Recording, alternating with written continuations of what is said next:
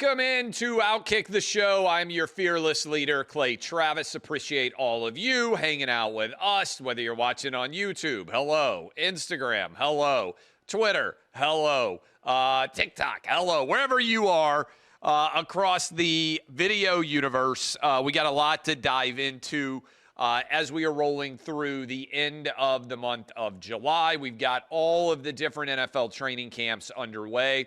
And I will dive in a bit to that. But I want to start, actually, with a couple of interesting things that are out there. A video of yours truly has now gone viral all over again. And that is me discussing why Democrat men have lost all men, basically, in America. This is actually from February. I went to speak at the University of Chicago. Credit the University of Chicago for having me. But as often happens with viral videos, every 6 months or so, things go viral all over again. And I wanted to talk about this because it was the motivating factor for my most recent book, which will be out in November, called Balls. But this is that discussion. And if you haven't already seen it, I think it is consequential. And I'm going to tie it in with something Mayor Pete said that also has started to go viral of late. This is the University of Chicago. Why and how have Democrats lost male voters? Watch. Or what is it that people who are not, who, as Magdalene said, people who don't understand why? That's my first question. I have a second one, but go ahead. Okay, so what I would start with is men aspire to be bigger, stronger, and faster than we are, almost universally. That's why superheroes are popular. That's why pro athletes are popular. Who is the most masculine Democrat right now in America? And there's Mayor Pete. Is that a gay joke? No. Mayor Pete. No. Well, no, it's just that he's not particularly masculine. Nobody's like, oh, Mayor Pete, he's a badass. Chuck Schumer. Is anybody like, hey, Chuck Schumer holding up an avocado and a beer to talk about the Super Bowl? Is anybody like that trying to grill? Is anybody like, hey, that's a dude I want to hang out with? But Trump's like a grandpa. Well, hold on. Yeah. Trump took a bullet in his ear and immediately stood up and said, fight, fight, fight. Every man in America and most of the women out here were impressed by that, even if the women won't admit it. She's shaking her head strong. And second part of this, basically summing it up, Democrats for men are and Republicans aren't. Democrats for men are. There are no masculine men in the Democrat Party right now. Okay, I think that's even more true today than it was in February, and I think more people are starting to become aware of it. Now, I referenced Mayor Pete there, and you can argue about who the most masculine Democrat is. Maybe you think it's John Fetterman in terms of people that would be recognizable. It certainly is not Tim Walz. It's certainly not Chuck Schumer, and it's certainly not Mayor Pete. And one reason is I think a masculine trait, some of you may disagree with this, is just being honest. You get asked a question, you give an honest answer, and you don't tiptoe up to it, and you don't apologize for your position. My position, which is Donald Trump's position, is that men shouldn't play women's sports. It's a very easy line to draw. It's very understandable. Watch this interview with Mayor Pete as he attempts to avoid taking a direct stand. Men see this. A lot of women do too, but they see it as dishonesty, as inauthenticity, as not being willing to say what you actually believe and stand up for it. And I think it's why Democrats continue to hemorrhage male support. Watch this clip. When President Trump says something like no boys and girls sports, which is a phrase that they use, it sounds like you're not signing on to that. I think that chess is different from weightlifting, and weightlifting is different from volleyball, and middle school is different from the Olympics. So that's exactly why I think that we shouldn't be grandstanding on this as politicians.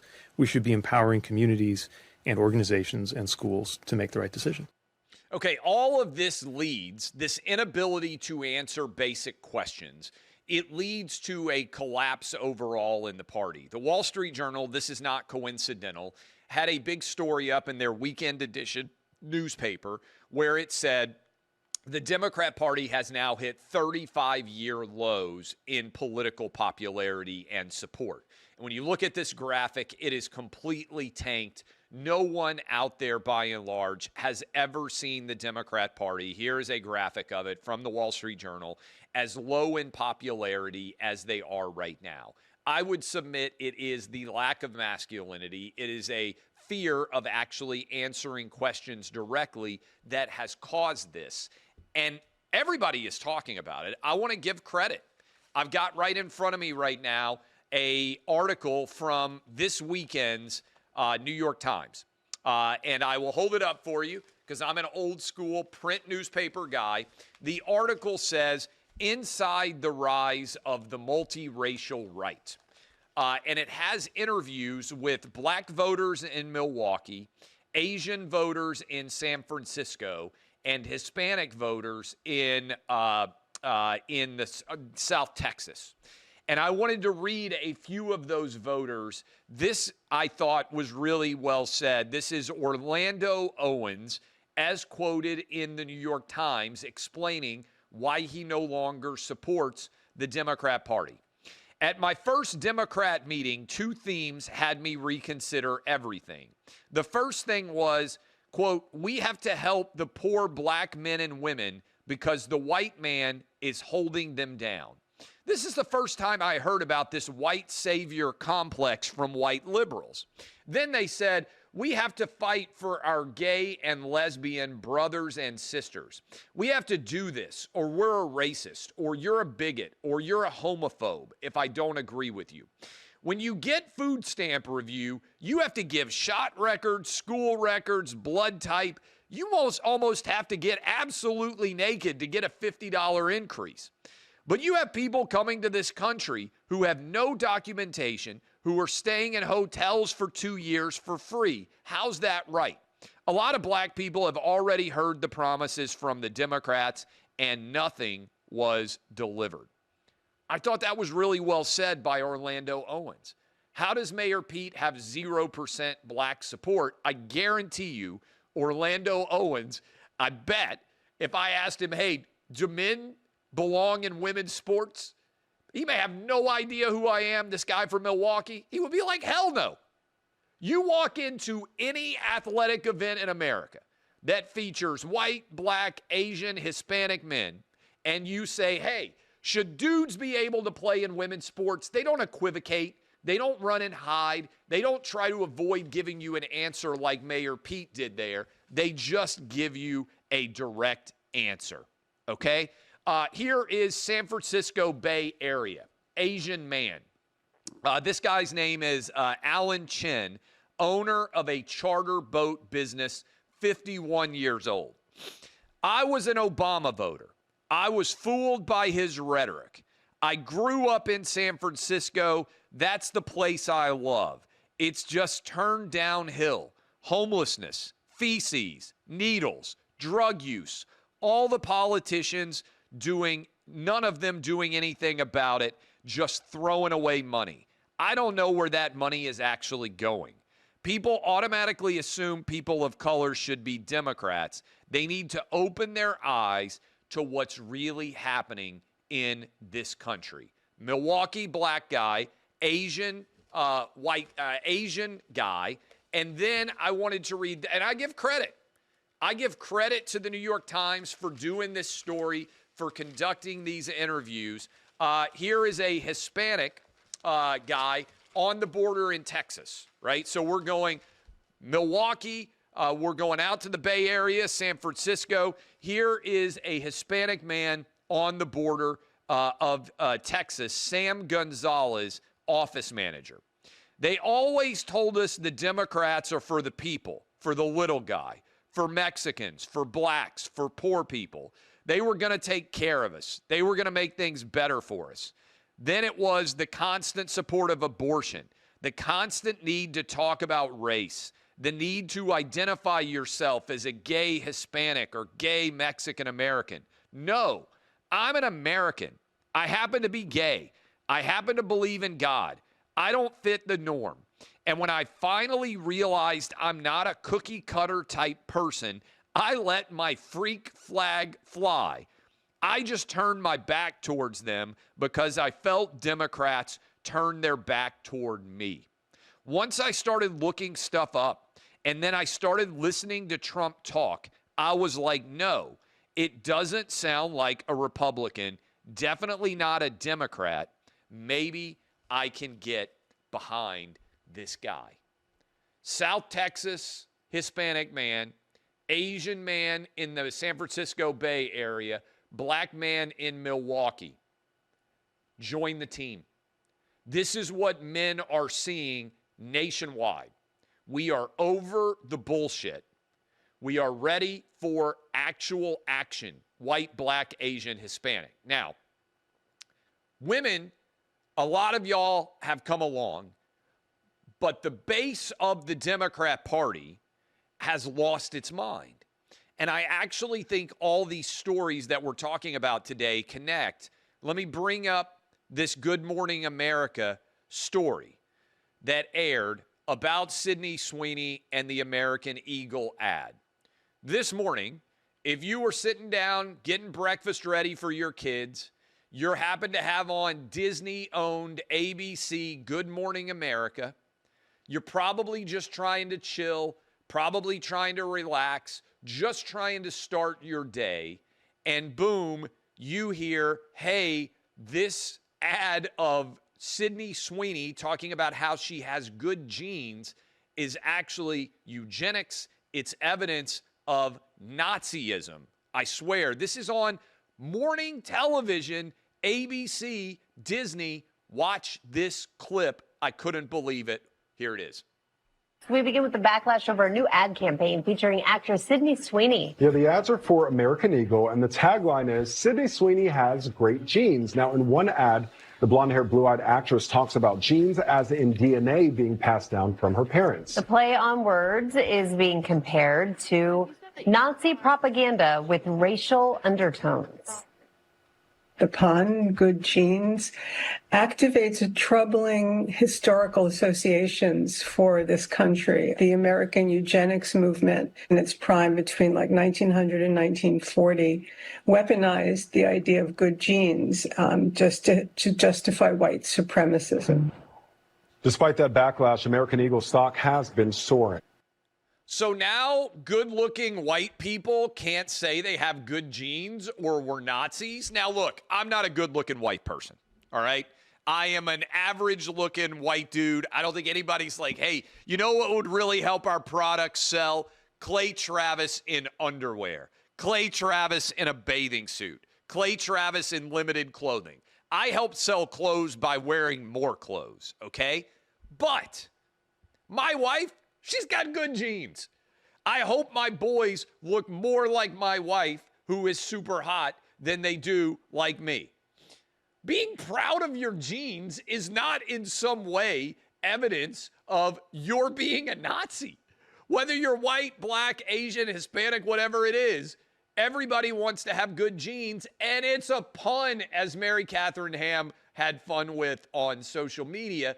Genes, Genes, as in like your genetic code, but she's selling jeans, Jeans, like blue jeans. And she looks good in her jeans because she has good genes. This is not remotely controversial. Yet people are losing their minds. There are people out there that are crying on social media. Yesterday, we played you that clip. It's only grown since then.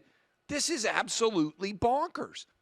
And I think many people out there are fundamentally rejecting the lunacy of these arguments, and they're alienating Democrats in a monstrous degree. All right, we have a bunch of clips that I want to react to and get to for you as well. First of all, let's have a pause for fun.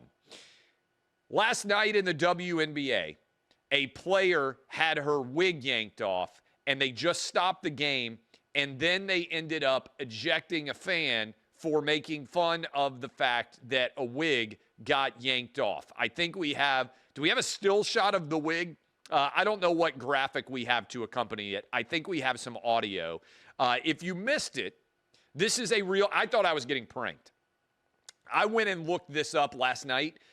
I went to like 18 different places to make sure that this story was real because I was like, there's no way that this wig really got knocked off. I think do we have video, audio, whatever we have? Let's play this. This was during a WNBA game.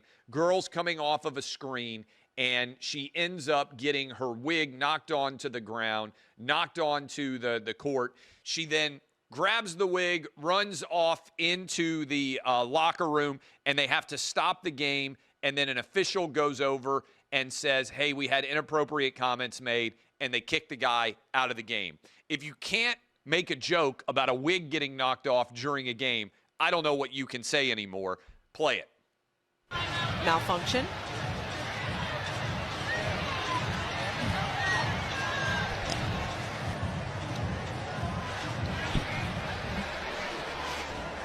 Shakira, beautiful passer, Christy.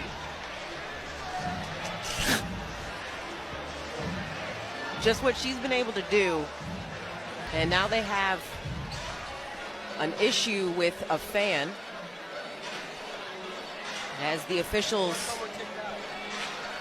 as Phoenix's bench had an issue, they're having Alyssa Thomas and Nate Tibbetts point out which fan it is so that security here at Care First Arena can have that dealt with. As we're waiting to get back to play here. So the officials are now talking to arena security here. As you can see,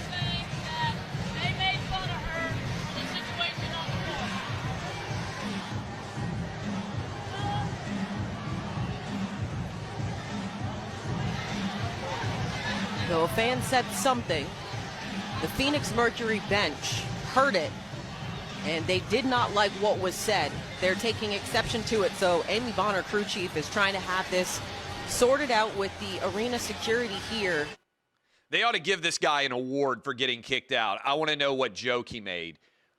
What a ridiculous thing to do, first of all. If you're really serious about playing basketball, how do you play in a wig?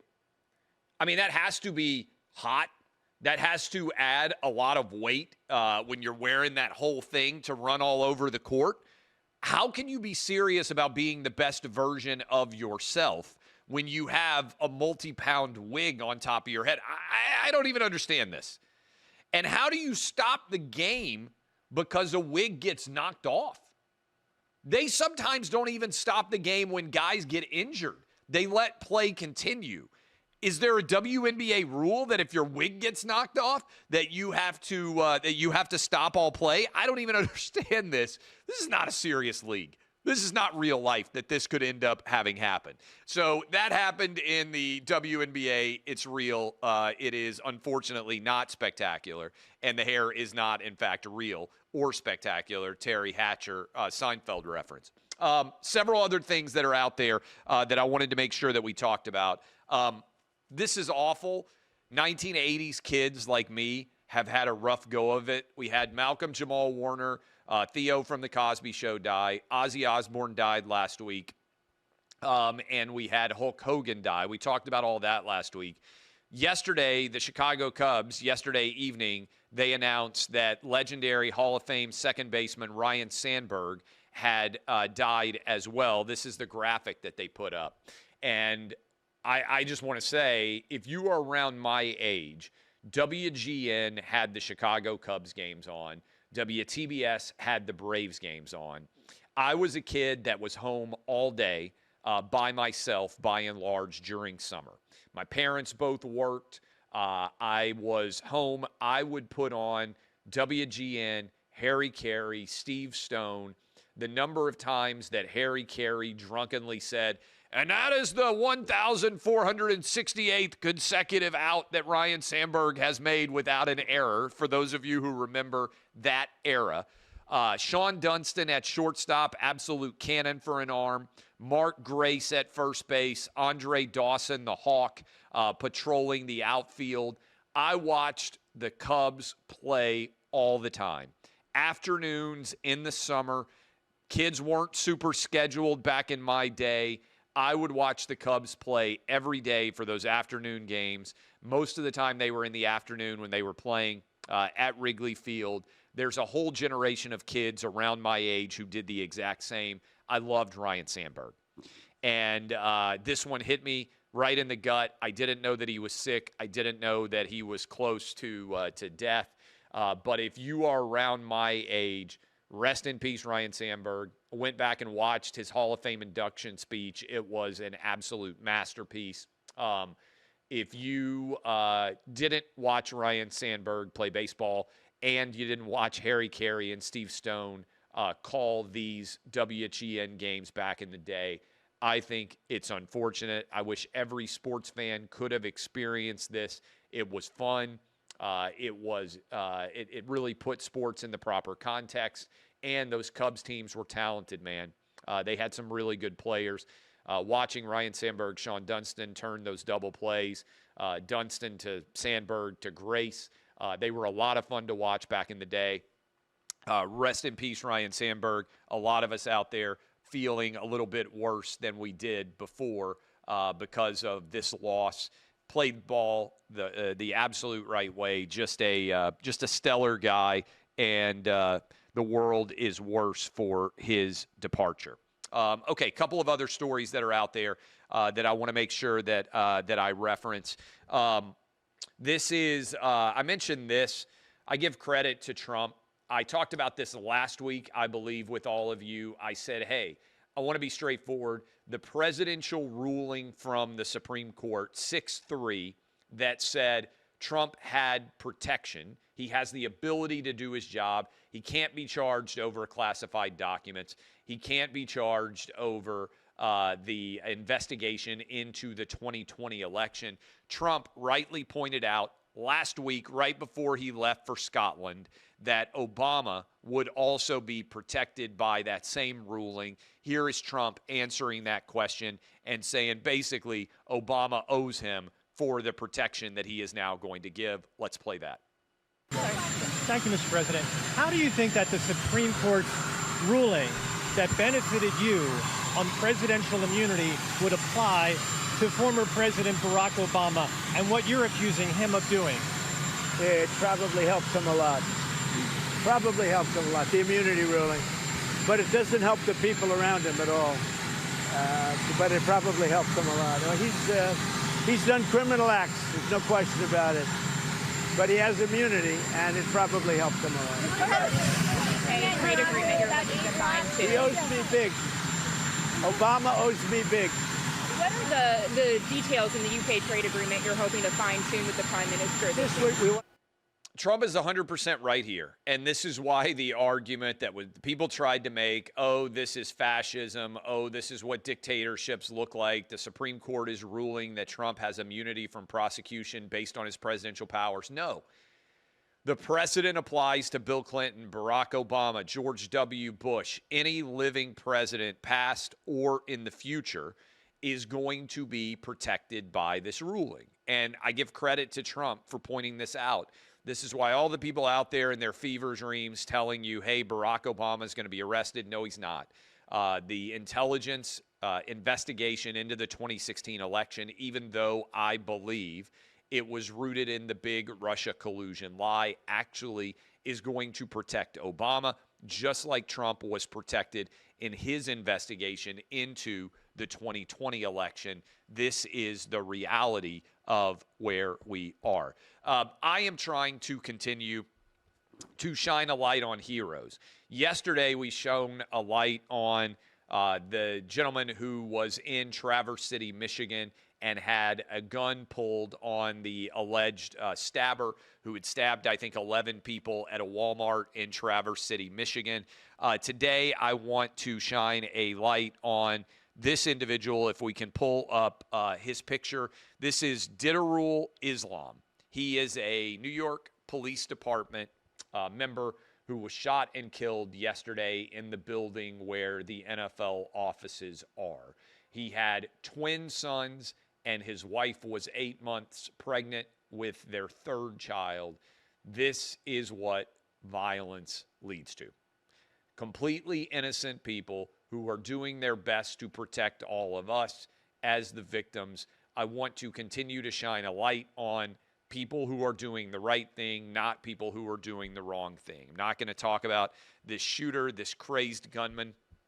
I'm not going to make him famous or more famous than he otherwise was, because I believe the best thing that media like I can do from the evidence is not make them more famous. And so instead, I want to shine a light on the people who are brave, on the people who are courageous, on the people who are innocent victims of those engaging in violent acts. And so, Officer Islam, thanks for what you are doing. And certainly prayers to everyone out there who is involved in law enforcement, and in particular to his family and to his wife, who is pregnant, 8 months pregnant, with the soon-to-be delivered child, which will now never know its father because of this heinous act of violence. All right, let's roll. Well, let me mention this. This is not as serious. Treylon Burks, yesterday afternoon, wide receiver for the Tennessee Titans, former first-round pick, played at Arkansas. He was drafted to replace A.J. Brown. He was released after breaking his collarbone over the weekend trying to make a catch. This now goes down as one of the worst trades in modern sports history. A.J. Brown, I think, is going to end up being potentially a Hall of Famer. That's how well he has played in the NFL, both with the Tennessee Titans and now gone on to play and win a Super Bowl with the Philadelphia Eagles, and do it while performing as a wide receiver one at an incredibly high level for Jalen Hurts and that Eagles offense. They got A.J. Brown, who helped to make, alongside of Derrick Henry, Ryan Tannehill look like a really talented quarterback. And in exchange, the Titans got the draft pick, which they used for Treylon Burks. Treylon Burks, 1 touchdown in 3 years. He has 1 more touchdown than I do, and he was supposed to be the replacement for A.J. Brown. Swing and a miss there. This now leads to a trio of draft picks that I think are up there as the worst draft picks ever made in the first round in 3 consecutive years by any franchise. When we clip this and share it, you guys can hop in the comments and argue what is a worse trio than this. Isaiah Wilson, offensive lineman, drafted out of Georgia by the Titans to be a right tackle, basically never played in the NFL. First-round pick, swing and a miss. Caleb Farley, drafted as a defensive back out of Virginia Tech, basically never played, couldn't stay healthy, no longer on the team. And now Treylon Burks, 3 straight first-round draft picks that have been not only failures, but epic, unmitigated disaster of football failures, the likes of which we've rarely seen in the history of the NFL. That is where we are. Guys, let's roll over the population. Also, I know I said in the tease, and I will get to this tomorrow, these are the rankings for the most valuable franchises out there in the larger universe of college athletics. What would, in other words, teams sell for if they were on the open market, like franchises, college football programs? I'll run through those tomorrow as we start to get closer to college football season, and we'll have some fun breaking down that. Let's also roll over the details on population collapsing. We'll have a discussion on that Wednesday or Thursday show if we could. But I appreciate all of you that have subscribed and continue to consume all of our content. Yesterday, I gave you my review of Happy Gilmore 2. The team has gone into the comments, and you can start to pull these up. Happy Gilmore 2 was a typical Adam Sandler movie. That's why I loved it, just like I loved the original. Not sure what viewers were expecting, but it certainly met my expectations. I thought it was good. I mentioned that I liked it yesterday. I mentioned my wife liked it. My 10-year-old liked it. My 14-year-old liked it. everybody across the board that I watched it with here in the Travis household enjoyed us. Please bring back the Animal Thunderdome with Danny G. That was always the best part of your old radio show. Helped give me a good laugh during my old 3-hour commute to the San Francisco Bay Area. We are going to bring back the Animal Thunderdome. I'm going to text with Danny G to set up. We're going to try to maybe do one this week and have some fun with that. So for those of you who were old school OutKick the Coverage radio listeners, that will potentially be back. For those of you who don't know, I used to do the Fox Sports Radio morning show before I went to the Clay and Buck show, and we had a lot of fun there with that. Nick Saban we talked yesterday about my idea that Nick Saban might be willing to go back to the coaching, but I thought he would do it in the NFL and only if he had an incredibly elite quarterback in the NFL to coach. This is a reaction to that take. Nick Saban knew he couldn't win big with NIL. Nick bailed because he knew he would lose his control and his image of high achieving once the players obtain more control. Gone are the days when coaches are elevated on pedestals for winning dynasties. I actually think that what Nick Saban recognized in college sports was managing contracts is going to be a huge part of coaching, and he didn't want to do that in college. Nick Saban, I think, recognized that he could go out and draft through the, and by draft I mean recruit, 4 or 5 first-round draft picks every year.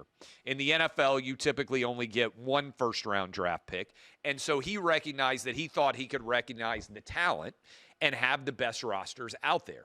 I've said this for some time. I think what he recognized at Alabama is Alabama's not that rich.